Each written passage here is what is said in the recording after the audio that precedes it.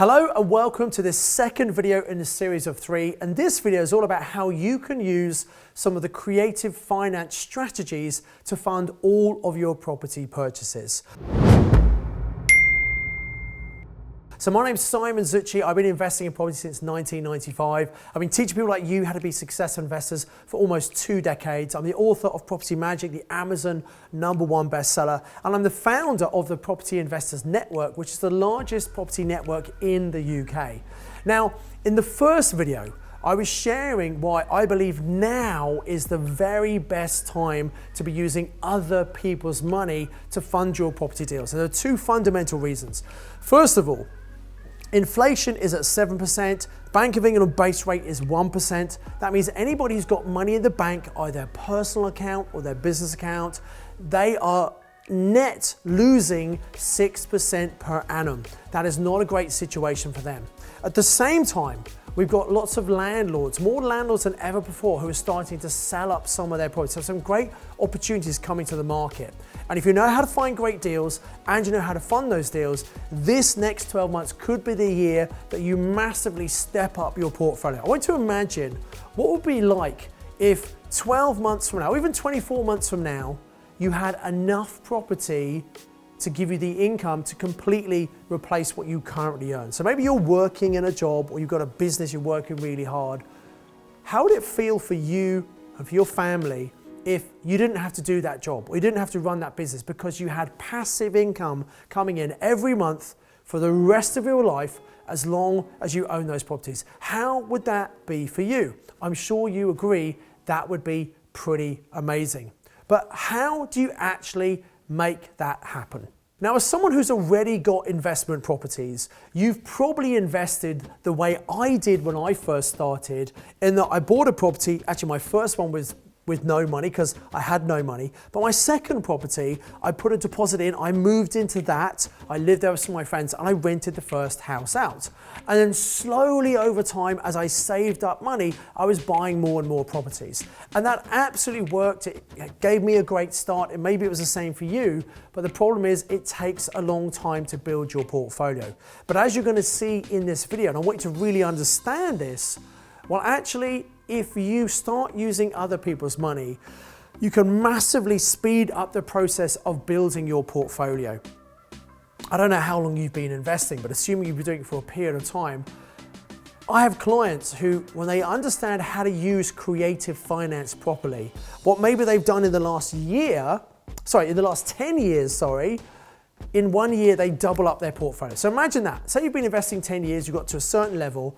What about if the next 12 months, you could double the results that took you 10 years previously? How would you feel about that? Well, maybe frustrated that it took you 10 years to get to where you are now, but pretty happy at last you've got the key, you've got the secret. And the secret here is using other people's money. And you can absolutely do that, particularly if you've got a bit of a track record, it's gonna be much easier for you to do that.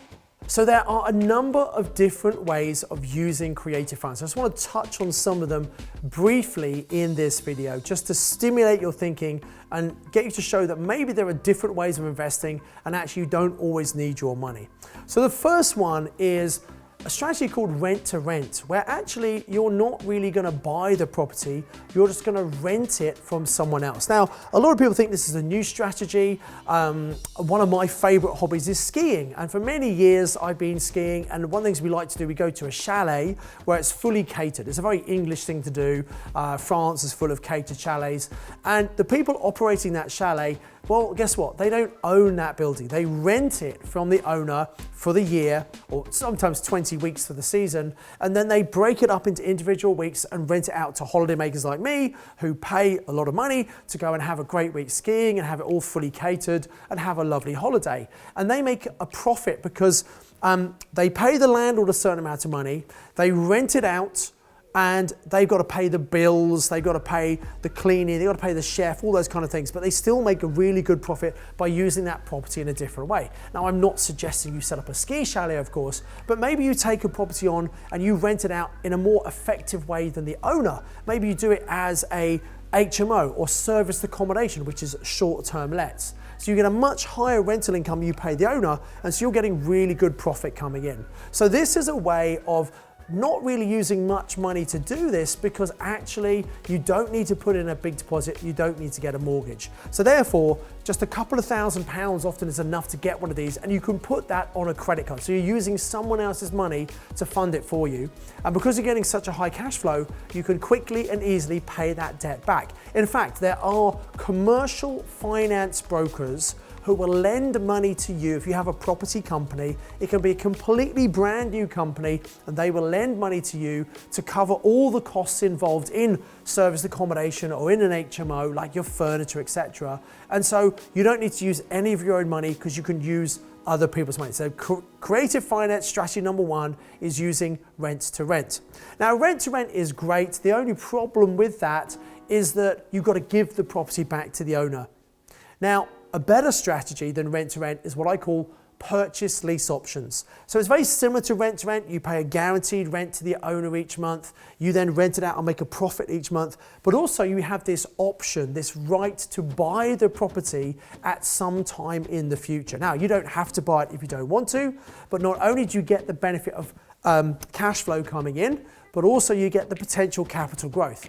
And there are some small costs involved. You obviously need to use solicitors to make sure things are done correctly. You might need to put some furniture in, a very light refurb on the property, but you're not putting a big deposit in. You don't have to get a mortgage, and all the money that you need can again be financed, if it's a good enough deal, through commercial finance. So again, using someone else's money. They could even pay for a light refurb on the property. So again, when you understand how to use these strategies, it doesn't matter what experience you have or not, even if it's a completely new company, you can actually borrow money from these particular commercial lenders. So we talked about rent to rent, we talked about purchase lease option. What about actually buying property? So at the end of an option, you might want to buy, or maybe someone doesn't want to do an option, they just want to get the property out of their own name. What are some of the strategies you can use? Now, the main one that people think about when they think about using other people's money, they think they have to do a joint venture. So a joint venture is where maybe you find a great deal, someone else has got the money, but they don't have the time, knowledge, energy, or inclination to find deals themselves. So you can joint venture and work together. Now, you have to be very careful when you joint venture with someone. You've got to get to know people really well, make sure you're happy with them, make sure you know them, make sure you can sort out problems as they come up, which happens in property sometimes. You've got to have aligned visions and aligned values as well. But when you find the right partner, that can work incredibly well. By the way, this could be someone you already know. Could be a family member, could be a friend, a work colleague, someone who's got some money sitting in the bank doing nothing. They know you're investing in property and they'd love to get a better return. So joint ventures is another creative strategy you can use. By the way, joint venturing is not just with someone who can put the money in. Sometimes joint venturing is someone who could bring skills. Let me tell you about Richie. So Richie is one of our mastermind students. We have a year-long property mastermind. Now, Richie lives in Bristol, which is a fairly expensive area. And so he decided he wanted to invest out of area to find more cost-effective deals. So he was investing in Sheffield, which is a good few hours drive away from where he lives. Now, Richie came and did our training with us. He had a little bit of money and he bought his first 2 HMOs, 6-bed HMOs, great cash flow, but he tied up money in those. He was able to refinance and bring some out, but he was starting to run out of his own money. And he said to his letting agent, kind of rather jokingly, said, "Have you got any bigger properties on the market for sale?" And it was actually his estate agent said, "Well, actually, yeah, I've got a 48-bed HMO," and kind of laughed. And Richie said, "Oh, okay, well, I'd be prepared to have a look at that." So, long story short, this was a 48-bedroom HMO, being owned by a couple of guys for a very long time. It was in okay condition, but they hadn't really kept it up to scratch. You know, there's a lot of better accommodation in the area, and it was on the market for 1.8 million. Now, you might be thinking, wow, you know, there's no way I could afford a deal at 1.8 million. But I want to get you to think differently about your investing. If you're finding good deals, I want you to stop thinking about using your money. In fact, you shouldn't use your money. You want to think about using other people's. Because if you're just thinking about your money, no matter how much you've got, there's going to be a limit to the size deal you can do. Whereas if you realize that you don't have to use your money, Well, in theory, there's no limit to the size deal you do as long as it's a profitable deal. Profitable enough for you to make money and someone else also to put money in as well. So Richie found this deal. It was on the market for 1.8 million. He didn't have the kind of deposit money he would need to put in. And also, he didn't have the experience that he would need to do a large HMO, which would be commercial finance. So he went into our network, he found two people who had the experience, had the desire to do these big deals, and they also both had some money. So Richie's joint venture was with two people who both had money and had experience. He had the deal that he put in, so he didn't have to put any of his own money in. Now, as I said, this property needed some updating, and the idea of this trio of investors was to really increase the value, to make it a really amazing property, to increase the rents and also increase their value. So what they did, they decided to spend a lot of money completely refurbishing this property. So the three of them went out and they raised some private investor funds. Now, this is where you raise money, not giving people a profit share, but instead giving them a fixed return on their money over a certain period of time. And so together they raised the £321,000 they needed to do the refurbishment work on the property. So they bought for 1.5 million, which was a bit of a discount. It was on the market for 1.8. So Richie negotiated a great deal. He bought the deal to these other two guys who put the money in, had the experience to get the finance, and the three of them then went to raise money to use to do all the refurbs. Once they'd finished the refurbishment, this block was worth just over £3 million. They raised the value significantly. They were able to remortgage the property. Now that meant they were increasing the amount they were paying on the mortgage each month. However, what that meant was they were able to pay back the original financing. The two joint venture partners got back all of their money, and all the private investors also got their money back as well. So because there was none of Richie's money left in, or anyone's money left in actually, it was an infinite return on investment. And this property makes £168,000 of profit per year. £168,000 profit per year. That's profit, not rent, that's profit. Now, Richie doesn't get all of that. He only gets a third of that. He only gets about £56,000 a year profit. But would you be happy with that? A deal where you didn't put in any of your own money, you didn't even have experience to do that kind of deal? I'm sure most people would be pretty happy with that. So my point here is that when you have great deals, no matter where you are, you can do bigger deals. Maybe, we have a lot of people who do their first deal with a joint venture partner. We have people who've been doing lots of deals and they just want to do bigger deals. They bring other people in to help. So joint ventures is a great strategy where you're using someone else's money to fund those deals. Now, the next way of creatively financing a property is where you are doing a private loan. And a private loan is where you're borrowing from someone, as I said before, at a fixed rate of interest for a period of time. Personally, I feel this is a better deal because you're not giving away some of the equity. You're not giving away the cash flow on the property. Once they've got their money back, you own the whole thing. So I think that kind of deal is much better. Now, whilst I believe that joint ventures can be fantastic, as someone who's already investing in property, you might have even done some joint ventures already yourself, I feel that actually it's quite expensive. And as someone with some experience, there's no reason why you shouldn't be going straight to doing private loans instead of doing joint ventures. If you think about it, a joint venture, especially if someone's putting the money in and you're going to use a BRR strategy or momentum investing to add value and refinance and give them all their money back, well, if they're still going to get 50% cash flow, 50% of the equity, that is a very, very expensive source of money. So you're going to make a lot more money. Someone with experience, you should be moving from JVs into private loans, which is going to be far more profitable for you in the long run. Now, you might be thinking, well, that all sounds very well, Simon, borrowing someone's money, but how am I going to find these people with money? I mean, I don't know anyone with money. And, the reality is you might not know anyone with money. That could be the case.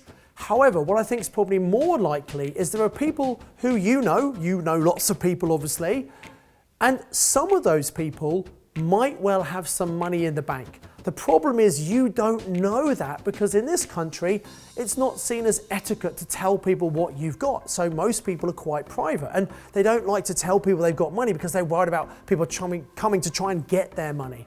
So there is definitely a skill to speaking to people so that they can see that actually lending you money is a very smart thing for them to do. Of course, you've got to be careful if you're using someone else's money. You need to know what you're doing, and I'd suggest you're even more careful with someone else's money than you would be with your own money.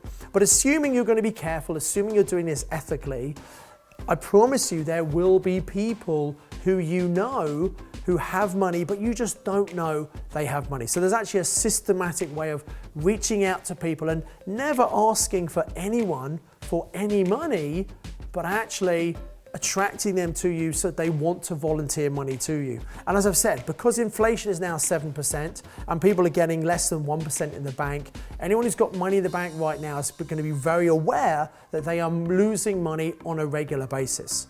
Now, one person who could actually lend you money to fund your deals on a private loan is actually the seller of the property. It's another creative finance strategy called vendor finance.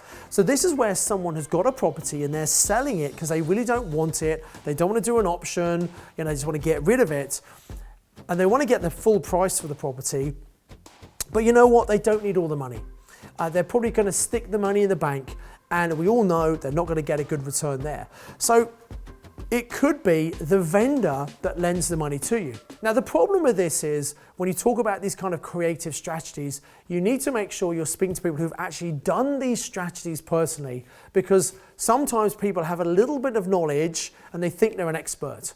And actually, if you haven't done these strategies, it's unlikely you're going to really know how to do them properly. For example, most lenders will not do creative finance such as vendor finance because they just don't get it, and also they want to see you have some skin in the game.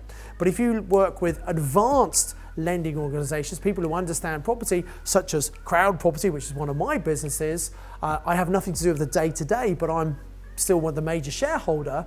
Well, we understand things like vendor finance. So as long as the contracts are put together correctly, someone can sell you a property, and instead of you putting a deposit in, they will use some of their equity to act as the deposit. Now, this only works if there's a very low loan to value mortgage or no mortgage at all. So there are certain circumstances where all of these strategies will work.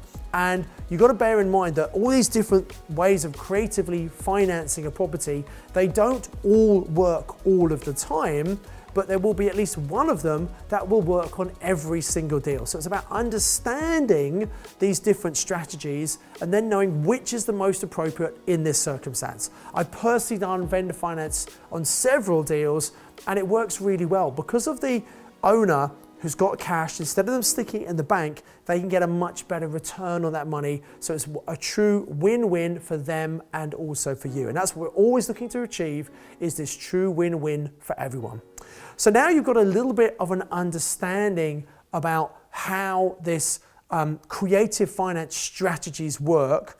In my next video, I'm going to be answering some of your questions. So if you've got any questions, please put your questions below about anything I've talked about in this particular video. I'll come and answer as many as I can, but also in the next video, I'm going to answer some of your questions. There are some frequently asked questions I'm going to cover about how you actually do this, but you might have some specific ones as well. So please put your questions below. And by the way, why not share this on social? There were some social media shares. You can share it out with other people who you think might be interested, because investing in property is a really smart thing to do, but most people think they need to have their own money. But hopefully I've demonstrated in this video there are a number of different ways of you doing deals using other people's money. Lots of different ways. You just got to pick the right way for that particular deal. So I do hope you've enjoyed this video. My next third video is going to be answering your questions and showing how you can actually put this into practice and start using it on some of the deals that you will be doing. So make sure you comment below, make sure you ask any questions, and I'll answer as many as I can. Now, The final thing for you is to remember to like the video, subscribe to this YouTube channel, click the bell icon, because I want to make sure when these new videos come out, you are notified so you don't miss out on any of them. And I've got another video lined up for you that I think you will like, and very, very soon, video number 3 is going to come out in the series, so look out for that video very soon. As ever, I always encourage you to invest with knowledge, invest with skill. Make sure you like the video, come and ask questions below, and I'll answer as many as I possibly can. See you soon. Invest with knowledge, invest with skill. I do hope you got massive value from watching this YouTube video. I'd encourage you to click on the link below to come and do the online training with me. And I've got another video lined up for you, which I think is also going to be really useful, that you should watch once you've registered for the online training with me. So invest with knowledge, invest with skill. I'll see you very soon.